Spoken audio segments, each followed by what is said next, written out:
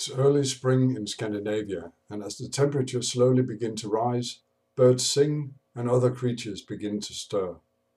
The woodworking Viking, Carpentarius nobloody-gooders, usually emerges from hibernation when the temperature reaches a level where wood glue will set properly.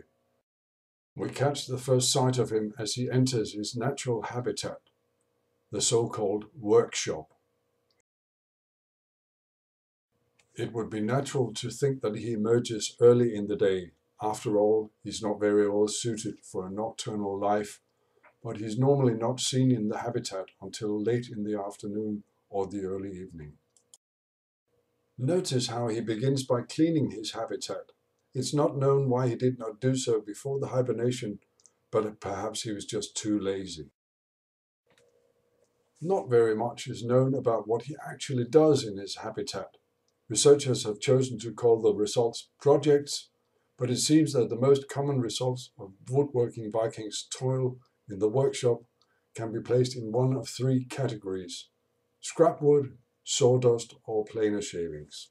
In this rare close encounter, we see that the woodworking Viking is often a quite furry creature, but this particular specimen seems to have shed his fur during or just after hibernation. Carpentarius nobloody-gooders is quite adept at making scrap wood, but why he produces even more from the scraps he's already got is not quite certain. As we can hear, he makes a lot of noises with his machines, something which, together with a lot of wood dust, makes him quite easy to locate when he is active.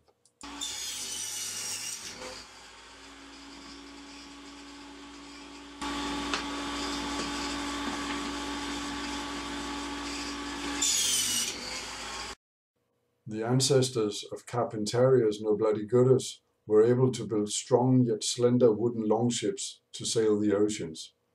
But as a rare example of evolution in reverse, he inevitably chooses the wrong tool for the job and is barely able to make a square box, something that undoubtedly frustrates him a lot, leading him to utter barely comprehensible noises, the so-called swearing in Danish. For fanden i helvede da. Jeg gider simpelthen ikke det her pjat mere.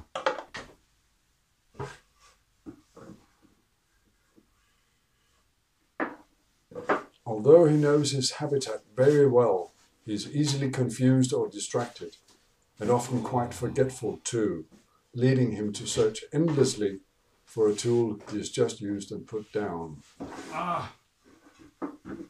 The woodworking Viking is, as we have just witnessed, truly one of nature's more peculiar creatures, but it is thought that encouragement, usually in the form of YouTube subscriptions, may have a positive effect on what he does, and he will undoubtedly be very grateful if you subscribe.